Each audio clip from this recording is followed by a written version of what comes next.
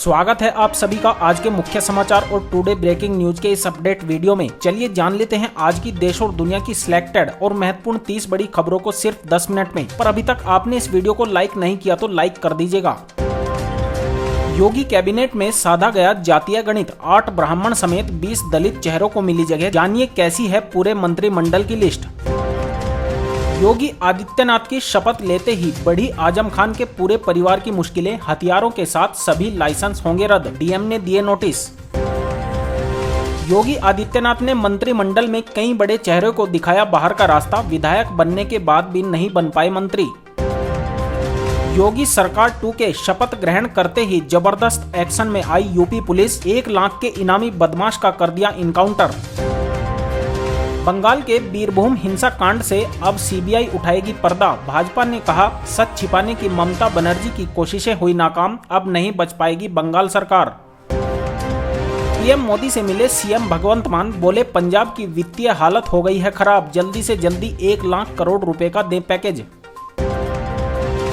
Guwahati airport पर checking के नाम पर कांस्टेबल ने उतरवाए 80 साल की विकलांग महिला के कपड़े, सीआईएसएफ ने किया निलंबित।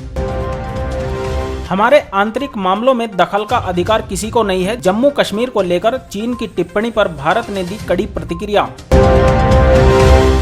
खबरें अभी और भी हैं, बने रहिए हमारे साथ। लेकिन अभी तक आपने इस चैनल को सब्सक्राइब ना किया हो तो जल्दी से जल्दी सब्सक्राइब कर लीजिएगा।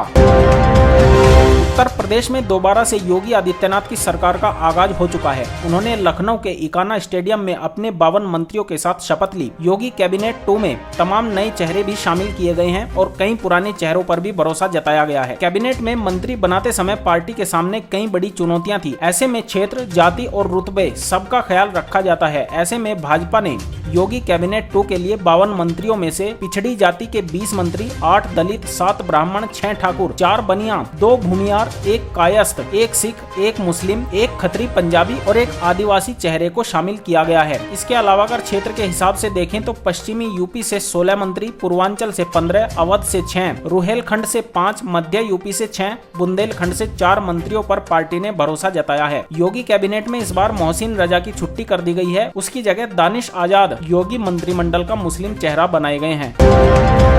उत्तर प्रदेश में योगी सरकार की वापसी के बाद समाजवादी पार्टी के दिग्गज नेता और पूर्व मंत्री आजम खान के परिवार की मुश्किलें बढ़ती जा रही हैं। रामपुर जिला प्रशासन ने विधानसभा चुनाव के तुरंत बाद आजम खान की पत्नी तंजीन फातिमा और उसके विधायक बेटे अब्दुल्ला आजम खान के हथियारों के लाइसेंस को रद्द करने की प्रक्रिया शुरू कर दी है। डीएम ने इसे लेकर नोटिस भी जारी कर दिया है। इस मामले की जानकारी देते हुए पुलिस ने बताया कि तंजीन फातिमा और अब्दुल्ला आजम पर दर्ज मुकदमों को लेकर डीएम को रिपोर्ट सौंप दी गई है। तंजीन फातिमा पूर्व विधायक हैं, जबकि अब्दुल्ला आजम रामपुर की स्वार विधानसभा सीट से विधायक चुने गए हैं। एक बार फिर योगी सरकार बनने के बाद आजम खान एंड फैमिली पर प्रशासन की कार्रवाई की प्रक्रिया शुरू हो चुकी है।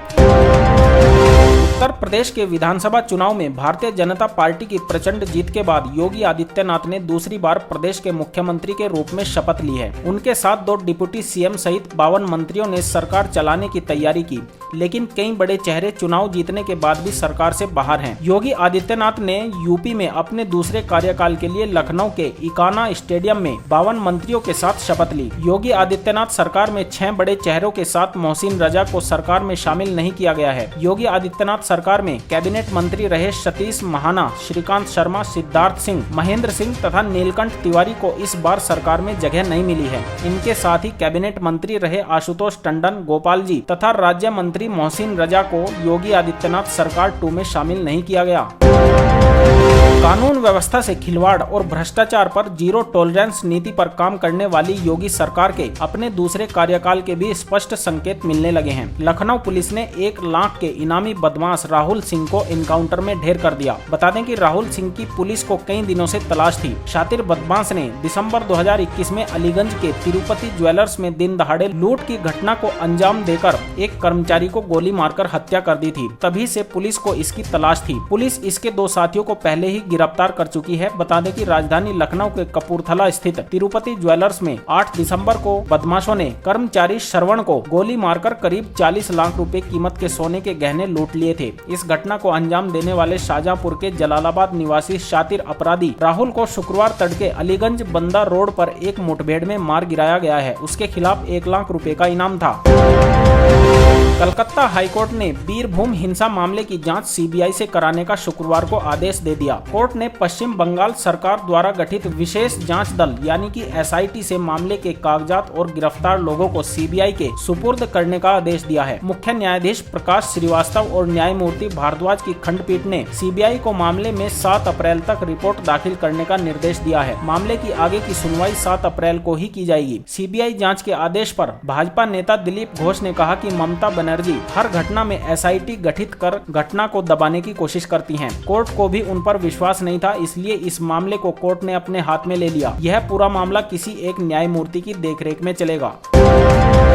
पंजाब के मुख्यमंत्री भगवंत मान ने प्रधानमंत्री नरेंद्र मोदी से मुलाकात कर राज्य की खराब वित्तीय हालत का हवाला देते हुए अगले 2 वर्षों के लिए 1 लाख करोड़ रुपए के विशेष पैकेज की मांग की है। संसद भवन परिसर में प्रधानमंत्री नरेंद्र मोदी से मुलाकात के बाद मीडिया से बात करते हुए भगवंत मान ने कहा कि पंजाब की वित्तीय स्थिति बहुत ही खराब है। राज्य पर 3 लाख करोड़ रुपए से ज्यादा का कर्जा है। आम आदमी पार्टी को सत्ता में आए हुए 1 सप्ताह ही हुआ है। हम कोशिश कर रहे हैं कि माफिया और खजाने की लूट को रोक कर भरपाई की जाए, लेकिन पंजाब को मदद की जरूरत है। मान ने कहा कि उन्होंने प्रधानमंत्री से 1 लाख करोड़ रुपए के विशेष पैकेज की मांग की है। उन्होंने इसके बारे में विस्तार से बताते हुए कहा कि राज्य सरकार ने केंद्र से अगले 2 वर्षों तक हर वर्ष 50,000 करोड़ रुपए का पैकेज देने की मांग की है। उन्होंने कहा कि इन 2 वर्षों में पंजाब अपने खजाने और वित्तीय स्थिति को संभाल लेगा और पंजाब फिर से अपने पांव पर खड़ा हो जाएगा। उन्होंने उम्मीद जताई कि प्रधानमंत्री नरेंद्र मोदी वित्त मंत्री से बात कर पंजाब को दोबारा रंगीला पंजाब बनाने में मदद करेंगे। गुवाहाटी हवाई अड्डे पर एक हैरान करने वाला मामला सामने आया है। सुरक्षा जांच के दौरान कुल्हे का प्रतिरोपण कराकर व्हील चेयर पर जा रही 80 वर्षीय महिला यात्री के कपड़े उतारकर तलाशी ली गई। मामला तूल पकड़ने पर सीआईएसएफ ने अपनी महिला कांस्टेबल को निलंबित कर दिया है। महिला अपनी पोती के साथ गुवाहाटी स्थित लोकप्रिय गोपीनाथ बोरदोलोई अंतर्राष्ट्रीय हवाई अड्डा आई थी और उसे दिल्ली की उड़ान में सवार होना था। महिला की बेटी डोली किकान, जो कि ऑस्ट्रेलिया में एक प्रसिद्ध मान विज्ञानी है, उसने ट्विटर पर कहा कि केंद्रीय औद्योगिकी सुरक्षा बल यानी कि सीआईएसएफ के कर्मियों ने जोर देकर कहा कि वह अपने टाइटेनियम हिप इम्प्लांट का सबूत दिखाने के लिए अपने अंडरगारमेंट्स को नीचे करे। जैसे ही डोली किकान ने इस घटना पर ट्वीट्स कर कड़ी नाराजगी जताई तो केंद्रीय नागरिक उड्डयन मंत्री ज्योतिरादित्य सिंधिया ने उन्हें जवाब दिया और कड़ी कार्रवाई करने का आश्वासन दिया था।